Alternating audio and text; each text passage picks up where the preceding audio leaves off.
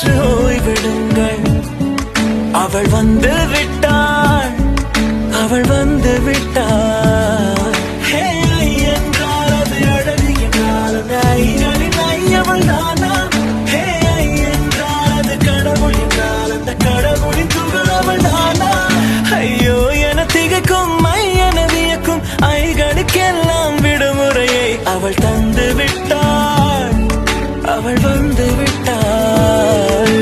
பூக்களே சற்று ஓய்வெடுங்கள்.